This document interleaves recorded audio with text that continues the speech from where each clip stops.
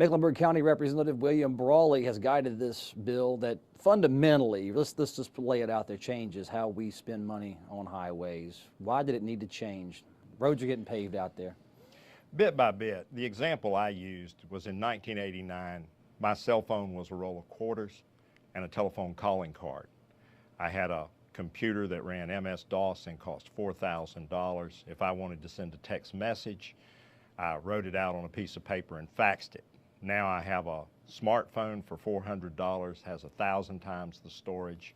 I make calls, I send and receive text, I can look at pictures.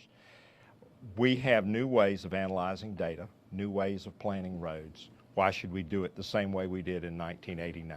Because politics works, William Brawley, and I always thought you had a powerful senator. That's why you climbed the ranks here. So when you pointed your finger at budget time, you got a bridge built. You know that's the way it's worked down here for 100 years. It's worked that way for years, and what we have are counties that have a great 4-lane road that crosses the district line and becomes a 2-lane road. Look at Highway 49 between Asheboro and Charlotte. 4 lanes, 2 lanes, 4 lanes, 2 lanes. One good 4-lane road from Asheboro to Charlotte would cut travel time for manufacturers for distribution to a major center and create more economic growth in Randolph County. People in Anson County are losing population, very high unemployment. They are close enough to the Charlotte market that if they had a good road, they could work and stay in the home place.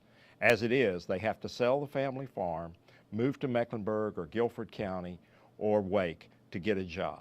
What we're trying to do is connect the state together by spending our roads in a way that is smart for the people, not smart for the politicians. Let's ask you about this formula that's coming out, a road of statewide interest. Would that Highway 49 stretch going over that many counties, would that be a statewide interest?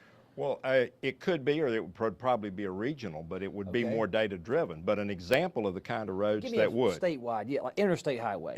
Interstate 26 in western North Carolina would open up the whole western part of the state by connecting into Interstate 81 in Virginia. Right. Would also give you an alternate route around I-40, which is frequently blocked by landslides.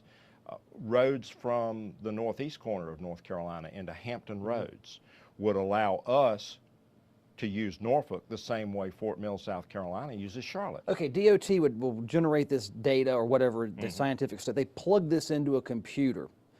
No matter that you may serve an area served by an interstate, the computer will tell this state how it will spend highway money to build a highway in Charlotte first versus into Hampton Roads, into Asheville. That's what I don't understand. The big computer will spit out, and then what do we get? Oh no, this isn't our electronic overlords. When we talk about data-driven, we're not talking about a computer program. What we are talking about is analyzing economic, travel time impacts, what are the potential. A lot of this is going to require human beings to examine it.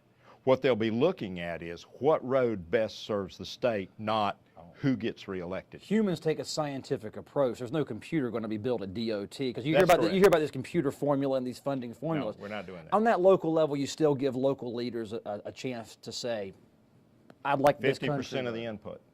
And for rural counties, it got a disproportionate amount of funding according to lawmakers' opinion. This makes everything fair in your opinion?